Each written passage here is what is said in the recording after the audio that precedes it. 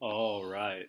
So we have my predictions for match day 2. I worked on this spreadsheet before the tournament started, made some predictions. Now we have a better idea of what the teams are looking like, what the drama is like. So we'll just go ahead. We'll make these predictions. Didn't make a video before the tournament started. Uh, wish I had the time to. Just couldn't get around to it. So let's get started here. Uh, After a 5-1 performance against Scotland, uh, I still think Germany is going to take this one. Uh, I think Hungary has something to prove here, and the most they'll be able to prove against Germany is not getting scored on. You know, 5 goals. So they're going to keep it at 2, but it's going to be a tough one. I'm excited to see what Germany has to bring, and let's see how well Hungary can fight on the German attack. Scotland, Switzerland, I hope Scotland can get one in. They should be able to, but this Swiss team, it's pretty solid. It's going to be fun to see how they match up against the Germans, and I expect them to get the result here. So 2-1 Switzerland. Um, you know, that'll leave both Switzerland and Germany at the top of the group, and Germany with the higher goal differential. Group B. So we had an interesting match day 1. These were my initial my initial predictions, so I didn't do too bad here. But now we get Spain against Italy, so a clash of historical titans, especially Italy. Um, but Spain made a statement with that game against Croatia. Kind of expected, just a aging Croatia to not be able to keep up on the first game of the Euros against, just pretty hot Spanish team who, there's players here that have something to prove, and there's a lot of quality, and nice, exciting young talent like Lamine Yamal, of all people. So, 3-0, not super surprising. Just thought Croatia might be able to put up more of a fight. But now we got Spain and Italy, and the Italians, within 30 seconds of the game, uh, just had a mental lapse, which gave Albania their one and only goal.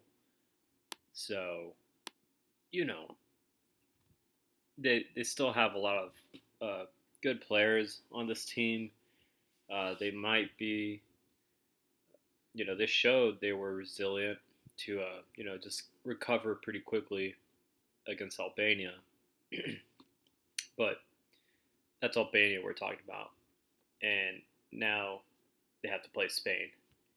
There's no way in hell that if Italy give up an early goal to Spain, Spain's not going to lose that lead.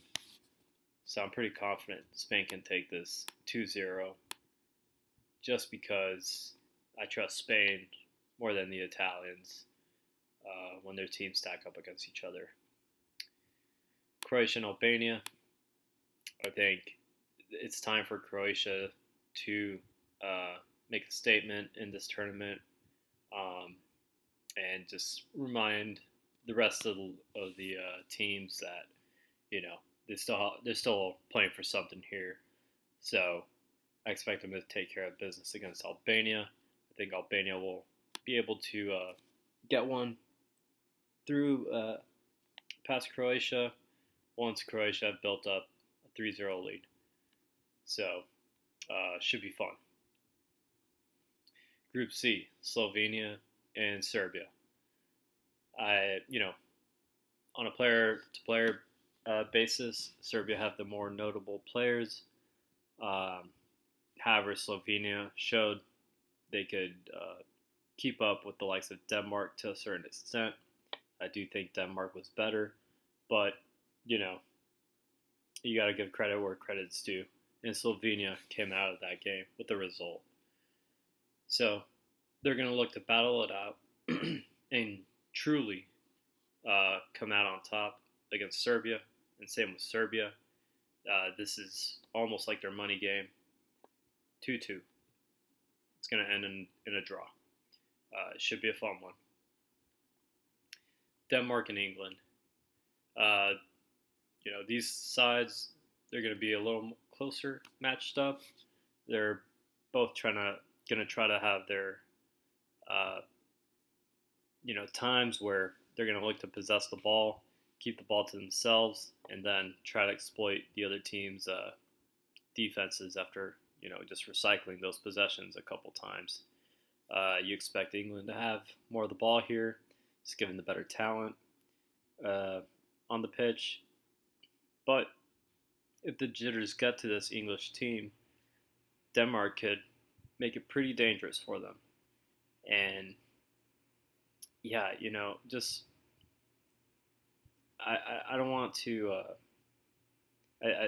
Obviously England, one of the favorites coming into this tournament, they looked a little shaky against Serbia. That's evident. So, I'm just starting to get this feeling that if you start ruffling with the English team, you could cause some serious problems for them, and it's eventually how they'll lose out in the tournament. I do think the one and only savior of this English team at the moment is Jude Bellingham. The guy just seems unfazed by anything. And, just by the Serbia game, it's like that's the only person you can almost trust on that team, to just really make the impact that England needs to go far in the tournament.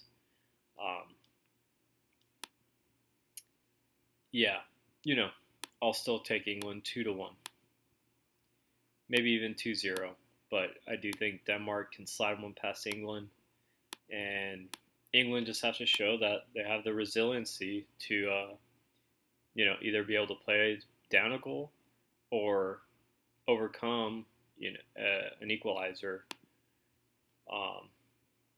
or just defend their lead. So let's see how resilient England is, and let's see what this Denmark team is made of. Group D, Poland and Austria.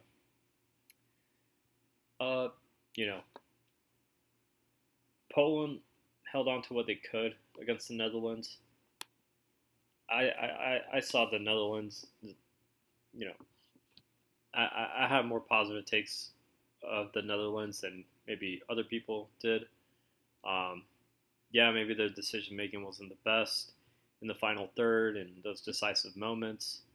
Like, there's a few dribbles where Gakpo, it just didn't really seem that he was aware of where his teammates were, or where he wanted to go with the ball. So there's those little things. However, I thought they were extremely fun to watch, and they looked dangerous as well. Can't forget about Xavi Simons, very nice player. So, back to Poland and Austria. I mean, Austria's the better team here. They were coming into this tournament pretty hot. They almost held their own against France. But France is France. So to lose only 1-0 to France in the way that they did, it's unlucky. But it shows that this is a strong Austria team. They should win this one. We may just even go 2-0 here because of how well their defense was. So we'll go 2-0 Austria. Netherlands, France. Master Mbappe is coming. He will play. That is evident. So I'm not worried about Mbappe. Other players have done it in the past, so I'm confident he can do it as long as he's breathing. And you know, for the praise that as much of as much praise as I had for the Netherlands, France is just a different beast. Uh, Maybe they'll be able to pull one on France, but France, see, I don't even like that. So without Frankie De Jong, it's just gonna be a little tougher for the Netherlands to uh, retain the ball, find those chances to like guys like Gakpo, Xavi Sevens, really thrive. Unless Wenger has something written in the stars for us. So 2-0 France. I feel good about that. Let's go. Slovakia, Ukraine. I initially had Ukraine winning this one before the tournament started. Now, after what Romania did to Ukraine, it's kind of hard to believe that Ukraine will win this game. And after Slovakia beat Belgium, it's just, Slovakia have to take advantage of this. They upsetted one of the best teams in FIFA rankings in the tournament, and I just don't see how they can slip now. It's their time to make some noise, bust a couple brackets, shock the European teams, and guarantee their spot in the round of 16. So this might just be a 1-0, frankly, but it should be a fun one. I do think I want to say Ukraine does have a goal in them in this tournament, and hopefully they do. But it's going to be tough, and they're going to come out to play. They're not going to let what happened to them against Romania happen again. And they're going to play for their country as well after what they're going through. So I expect Ukraine to come out strong. I just think Slovakia is going to have that slight edge to take advantage and make Ukraine pay for the mistakes they make. And here's another enticing matchup, given the drama that's taken place already in Euro 2024, Belgium against Romania. Of course, before the tournament started and filling this bracket out, I had Belgium at top of the table, steering clear with 9 points. And now, the confidence in this Belgium team is just instantly vanishing, because they showed in 2022 is how easy they can crumble, and it's almost like they're ready to show it again. They did not show the resiliency that you expect one of the best teams in Europe, and much less a European Championship caliber team, against Slovakia. So that tells me everything that I need to know, that just Belgium isn't built to win this tournament, and much less probably this group.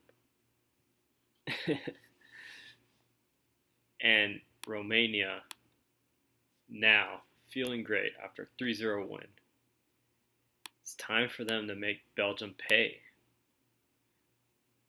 Can they do it? We'll find out. But this Group E, I'm craving for these games. In Group F, Georgia, Czech Republic. Yeah, both of them had good displays against their opposing teams in MatchDay 1, Turkey and Portugal. Especially, they were both just... The Georgia-Turkey game was just an absolute battle. Czech-Portugal game, Czech Republic just defended their butts off. So, I just see these teams as pretty even. I almost want to give Georgia the edge a little bit and to be able to sneak out a win. But the way that Czechs defended the other day has me convinced, or earlier today has me convinced otherwise. So I just have to settle for the draw here, 1-1. Turkey and Portugal. Now, this is interesting, and it's, a pretty just, I don't know if you want to call it safe or expected or boring result slash prediction.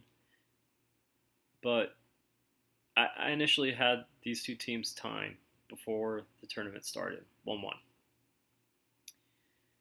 Obviously, Turkey goes out. Arda Güler has an incredible display against Georgia. Arda Güler is not playing Georgia anymore. He's playing Portugal, filled with world-class players all over the pitch in every single position. So he's going to see less of the ball. And Portugal was not convincing against Czech Republic. Or, they just didn't impress you like you wanted to, right? And of course they didn't. They've done this before. What impressed me the most with Portugal, it was Cristiano Ronaldo. It's as simple as that. The guy looks hungry and alive. He's, he knows when to, or he against Czech Republic, he knew when to get involved in the build-up. Wasn't doing too much of it, and his teammates are looking to feed him. They want him to score goals. Will he score against Turkey? There's a good chance he will. And I just expect Portugal to take care of business, have a less lackluster display, and just work on some of the work on fixing some of the issues that they displayed against Czechia. And Turkey, for as much love as I want to give them, it's Portugal is just going to be a bit too much for them to handle. Maybe I'll be wrong, but we'll find out in the coming days.